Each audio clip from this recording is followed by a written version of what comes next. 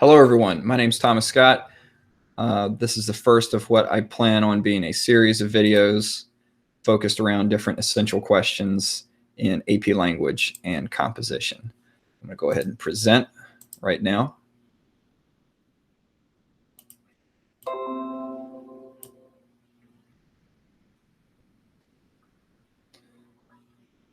So today, this video, my plan is to go over the course itself and the skills that are needed to succeed in AP Lang. That is my only intention in this video. So first of all, who am I? What gives me the right to talk to you about this? I am simply a teacher in Loudoun County, Virginia. I'm planning on making these videos primarily for my students this year, for whom I will be teaching digitally, virtually for at least the fall semester, and who knows how much longer after that. And I wanted a way of condensing certain lessons and ideas into videos that could be easily rewatched and understood and gone over multiple times. And then I figured if I was going to do that, I would try to make this palatable for an even larger audience, because obviously AP Lang is taken by students, not just nationally, but also internationally. And I think I understand enough about the course that I have something worthwhile to share with you. So that's what gives me the right to talk to you about this. Simply put, I'm going into my third year of teaching AP Lang, and my scores have been good, very good, higher than state, higher than county average. And I think that's partly owing to the caliber of driven students that I teach at my school.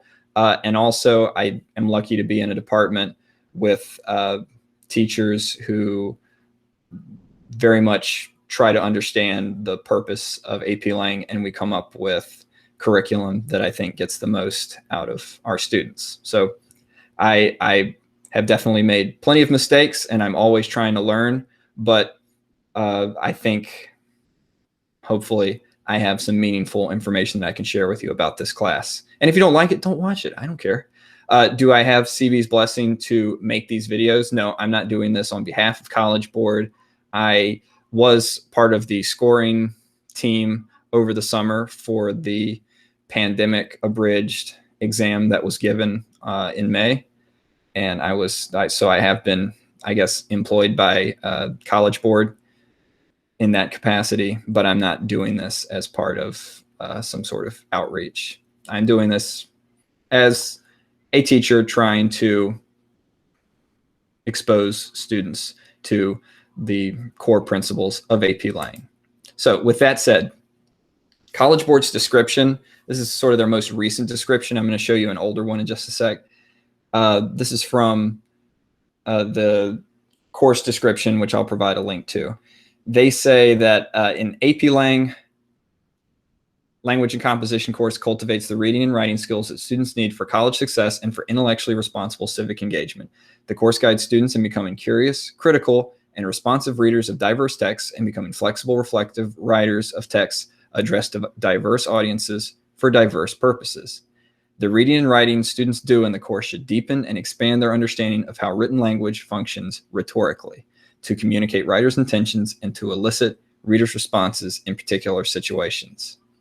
It's a very, very long three sentences? Yeah. Very long and jargony 3 sentences that they throw at you. And I bolded a few things just to point out that the course is meant to test your writing skills vis-a-vis rhetoric and how well you would do in a college setting. And their other intent is to prepare you intellectually for responsible civic engagement, which is a very bold and, in my opinion, politically charged mandate, which they don't exactly delve into much. They just kind of put it out there, and I think assume that if you learn rhetoric, you will become a responsibly civic-minded individual. I'm not going to really get into that component of it, but I will talk a lot about the purpose that I bolded down there, understanding how to communicate and analyze writers' intentions and write papers and essays that elicit readers' responses in particular situations. So put another way, this is from an older course description. While writing represents a significant component of AP language and composition, the core skill required is the ability to read well. In reading another writer's work, students must be able to address 4 fundamental questions about a composition. What is being said? To whom is it being said? How is it being said? And why is it being said? And that, in my opinion, is a very solid distillation of the very simple, but in some ways endlessly complex and frustrating tenets of this class. So I will talk a lot about succeeding in this class, and I want to very quickly set the parameters of what success is. It's, in the way I teach it, I teach very much for the test. And if you're watching this and you're not my student, you're probably finding this channel in hopes of supplementing your own instruction, or maybe you're self-teaching this class. And I hope that it will be helpful for that. And I'm teaching it in hopes that you will get a 5, that you will be prepared and equipped with the intellectual skills necessary to earn a 5, which means that you would be extremely well qualified and potentially earn an A in an equivalent college class. They don't really say what type of college that you're attending. I'm sure it differs depending on the college you attend. And some people try to say that there's no failing, that like there's no such thing as a failing AP score. Well, I mean, there kind of is. If you don't get at least a 3, College Board is saying that you probably wouldn't earn a passing grade in a college composition class. And I mean, it kind of goes across the board for all of their AP classes. So I always kind of wrinkle my brow when I hear people say that there's no such thing as a failing AP score, because I guess technically they don't have a score that says you failed, but you definitely could not turn in a 2 or a 1 and get college credit. I mean, I haven't heard of a college that does that. Maybe there is one. So anyway, I will be teaching this course in hopes of preparing you to get a 5, and that's the goal of this series. Okay, so with that said, the test is 2 parts, 2 sections. There's a break in between it. And they didn't do it this way, obviously, this spring because of the pandemic. They did it from home, and it was solely 1 free response question that took 45 minutes. Under normal circumstances, though, this year, they were planning on rolling out a test format that had a slightly different multiple choice format, where it would still be an hour as normal, but instead of being 55 questions as in years prior, it was only going to be 45 questions. But it was still going to be worth 45% of the exam score. And when I get to videos talking about multiple choice, I will emphasize and re-emphasize how important it is to be prepared and confident in your ability to answer those multiple choice questions, because the path to earning a 5 really starts and ends. Not ends, but if you do not do well in multiple choice, you're not going to get a 5, and you might have to really, it puts a lot of onus on you to do really well in the essays to even get a 4 if you can't do well in multiple choice. It just requires a lot of practice and a lot of understanding of what's being asked, but multiple choice is worth almost half of the exam, even though it only takes a third of the time of the exam itself. This year, they changed it to where instead of being all reading analysis questions, they also now have writing questions. If you're in Virginia, the SOL test has a multiple choice writing component that is like a watered down version of these sort of questions. We'll look at those in future videos, but it's about revising sentences to accomplish a certain rhetorical purpose. The reading questions draw from different short passages and ask you to explain the rhetorical purpose, or there's a couple of other different genres of questions that they ask, but we'll get to that in a separate video. The other part of the test is the free response section, where you get 2 hours and 15 minutes to write 3 different essays, and it's worth 55% of the exam. So 1 synthesis question, 1 rhetorical analysis question, and 1 argument question. And again, I plan on delving into these individually. Most of you have probably written an argument question or an argument essay where you've had to defend a position and take a stance. And a lot of you have probably in some form or another written a synthesis essay. If you are one of my students in Loudoun County, you've probably written what's called a big question essay, which is just simply a large research paper which draws on a number of different genres of primary sources to support your thesis. And synthesis is kind of similar to that. You have a lot of sources from which to construct a response to a question. We'll get into those at a later time. But that's what the test looks like. I have a link here that goes a little more in depth, and it'll take you to College Board's website. The skills needed to earn a 5. So I already hinted at proficiency with multiple choice, but you also need to be able to write well, meaning correct grammar, correct punctuation. And this is not a class that's meant to be a grammar or punctuation class. You're supposed to come to the class already knowing the correct way to punctuate a sentence with 2 independent clauses, for example, or correct basic grammar, I guess is what I'm getting at. An ability to identify common grammatical forms such as types of sentences. And by that, I mean, I just simply lay it out to my students as know what a declarative sentence is, an interrogative sentence is, an exclamatory sentence, and an imperative sentence, a command sentence, because those, if you understand those, you will be able to apply that in a mature way to writing that you analyze. And then types of clauses, independent, dependent, be able to know the difference. That's all I mean when I say grammatical forms. You can get way more technical, but you start to see diminishing returns the deeper you go into that, in my experience. Aside from that, you also need an ability to comprehend and mimic writing with advanced vocabulary and syntax, meaning it can be modern writing that's very technical, either from just a very erudite publication like something from the New Yorker or Harper's, a trade magazine. We try to expose students to a variety. And notice that I'm citing publications that are nonfiction. We don't read a lot of fiction. I'll emphasize that more in just a sec. And then syntax. The way I try to challenge my students on complicated syntax is reading a lot of pre-20th century texts where writing was just much more Byzantine and elaborate, and people didn't write in a conversational style, or maybe they did. It's just their conversations were much more long-winded.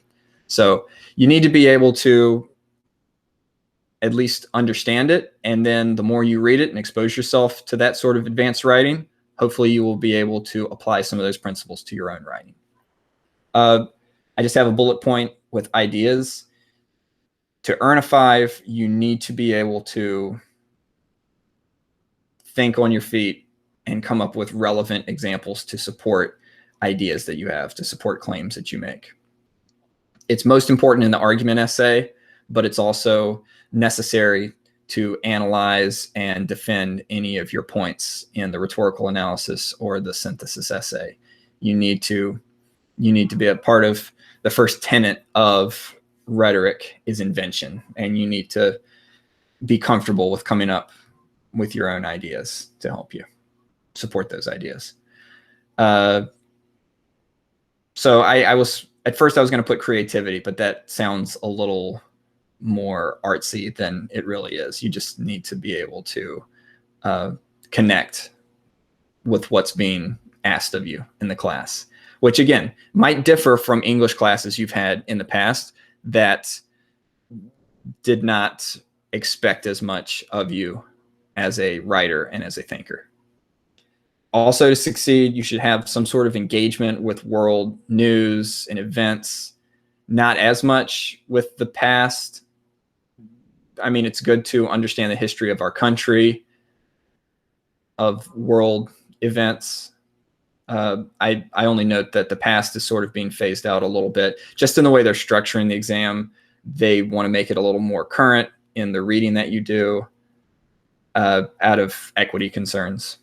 But understand world events and national events for sure. Be aware of what's going on in our country and the world. Some classes emphasize local events, and I think that kind of is speaking to the civic engagement idea in the class. I don't see the returns as much in the way that students perform on the test, but maybe I'm missing something there. But at least understand and be abreast with national and world events. And then to earn a 5, you need to have practice and comfort with the thinking structure of essays and multiple choice. And so practice, it means just that. You have looked at the practice prompts, which are linked right here. For the essays, you know what College Board has given in the past, and you've done multiple attempts and you've gotten good feedback from your teacher. And comfort, meaning that you've done it enough and gotten good feedback to where you are ready to do well on the exam. And hopefully, if you're watching these videos, you're not trying to do this at the last minute. If you're trying to do this at the last minute, you won't have that comfort, and you're already, I'm not saying you can't earn a 5 by cramming, but this is a difficult class, in my opinion, to cram for at the last minute and then turn around and do well on the exam, because it's not a class that has a checklist of content, of formulas you have to memorize, of dates and historical figures that you have to memorize. There's none of that. It's a much more holistic and incremental sort of knowledge building class that, again, like I'm saying, difficult to cram for at the last minute. And then comfort with multiple choice questions. Luckily, College Board has created this interface online called AP Classroom that your teacher has access to, and hopefully they will be providing you with lots of multiple choice practice that way, because it's not the best sort of practice, in my opinion, because you're not completing it on paper like you will when you take the exam. I mean, I assume that in the spring, they'll have some way in place for you to take the exam on paper. But anyway, comfort and exposure with the prompts and the multiple choice questions is very important. And then finally, I put understanding of your own limitations as a thinker, meaning you're not trying to approach this class as prior English classes where you've completely dominated without having to put forth much effort. The people who do the best in this class that I have found know what they do well, are passionate about certain issues, and they use that to their own advantage when they are having to provide ideas, when they're answering questions. They don't try to be a know-it-all and think they understand everything in this class, because when they construct the test, they're always trying to throw you off a little bit to see how well you think on your feet. And that's, again, trying to simulate the experience of being in college. Okay. Problems can include, so it's sort of related to that, pretending you know what you're doing when you don't. And I note here, you may be able to fool your teacher, but not the test. So again, knowing what you're good at, what you struggle with, and then trying to refine your skills in what you struggle with and continue doing well in the areas that you succeed in is the best way to succeed. Thinking that you're the best, that you're already coming into this class an amazing writer, an amazing test taker. Perhaps you are. And every year I have 1 or 2 students who probably could take the test and get a 4 or 5 on it without any preparation, but it's pretty rare. And because a lot of the skills are just simply not taught and refined in the grades leading up to AP Lang. So even students who are very smart and want to do well, they don't start off with the skills necessary to succeed in rhetorical analysis or exceed in writing coherent, logical, argumentative essays. So try to have humility when starting the class, and you will do well. And the teacher will probably will like having you as a student even more. Another problem can be thinking that this is a literature class and trying to use literary terminology. Hopefully your teacher does not assign a ton of literature. I made that mistake the first year I taught this class, and I assigned much more fiction and poetry than I had any right to. And luckily we got a lot of other productive work done, but it was a huge mistake to assign The Great Gatsby and Catcher in the Rye in addition to all the other things I was making my students do. AP Lit is a good class to analyze literature, but this should be a class that's focused on rhetoric. And so just leave all the literary terms, save that for AP Lit. Plot, characterization, irony, things like, well, irony actually could be applied in this class, but literary terms, not going to help you so much in Lang. Other problems can include trying to use formulas instead of applying a structure. And it's a very vague thing for me to say, but what I mean is this kind of speaks to students who want to cram at the last minute instead of actually put the work in. I don't teach formulaic ways of writing. I try to teach a structure. And the difference is formulaic writing would be a Mad Lib style fill in the blanks, but the sentence is already created for you. That is a formulaic sentence. A structure would be, here are the ideas that you need to accomplish in an intro paragraph. Here are the ideas that need to be handled in that first supporting paragraph. And the difference in students who learn a structured way of writing versus a formulaic writing is night and day, because formulaic writing is very repetitive. It often lacks a sort of punchiness, a sort of stylistic, a sophistication, and that we'll talk about that word a lot in future videos in the series. But yeah, you want to avoid just trying to cram and force a formulaic style of writing, because if you do that, you might succeed in fooling people, but you probably won't if you don't understand what you're actually writing. Another problem can include, and I'm lumping myself in here, I've made a lot of these mistakes before, but I've tried to expunge these problems from my class so I can focus on what's important. A problem can include having a teacher preoccupied with visual rhetoric, meaning political cartoons or movies or visual commercials, like commercials on YouTube and things like that. I think that's okay to dabble in, but if there's too much work spent on that, I don't think it's going to show a return on taking the exam itself, because it's very difficult to write intelligently about written rhetoric. It's fun to write and talk about visual rhetoric, but it just, in my experience, does not show the returns on the exam itself. I've already spoken my piece about how literature doesn't really belong so much in this course. A little sprinkling of it they recommend, but it shouldn't be a large bulk of it, with the exception of nonfiction books. And even then, I'm starting to be skeptical of how much that helps my students prepare for the exam, reading Into the Wild or Into Thin Air, a lot of Into books in this class, memoirs and things like that. I think I guess they help for making you a more worldly student and giving you a base of, and exposing you to strong writing that you can mimic.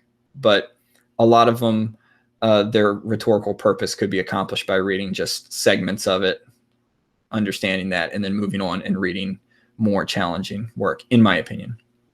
Okay, something that's completely over taught, and teachers across the board are finally starting to understand this. Greek terminology, there used to be a huge emphasis on just learning a long list of arcane Greek rhetoric terms. I mean, the ones that I'll bring up in the next video, logos, ethos, and pathos, those are sort of the bedrock of rhetoric, but you want to you want to understand what they are and use more plain spoken ways of describing them rather than just clinging to those words. But certainly there have been times where we tried to teach even like assonance and what's the other one, the repetition one,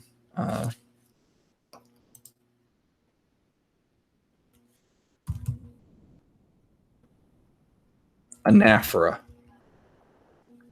Anaphora was one that I exposed my students to it one year, and then I just kept seeing it used over and over in very weak analysis. And so my past year, I did not touch the Greek terminology at all, and students wrote way more intelligent analysis. So yes, it's not needed. It's not needed to do well. You need to use, you don't want to look like this kid trying to act like you're an adult when you don't know what you're doing. And it's very obvious that you're just kind of wearing a suit, but you're not really an adult. That's what happens when you try to force that Greek terminology in there. And then having a teacher preoccupied with other stuff besides the rhetoric of language, that can be an issue. And again, I'm copying to having committed all of these sins in the past. And for the most part, the vast majority of Lang teachers are very good. And I'm not claiming by making this video to be the best by any means. So don't put words in my mouth. This is kind of mean. I probably shouldn't have put this. Having a teacher trying to cue up the class with gimmicky projects, but certainly this year in such a weird virtual teaching year, I'm going to try to make every single assignment be worth the students' time that they are doing it, because they're doing it at home. It's tough enough having to be working with all the distractions at home, be interfacing online, having all this screen time. So the work that you do in this class should be devoted to written, effective rhetoric. And then hopefully you'll be getting enough practice that touches on that last point. And then finally, I have this quote here that I noticed when I was looking over the course description.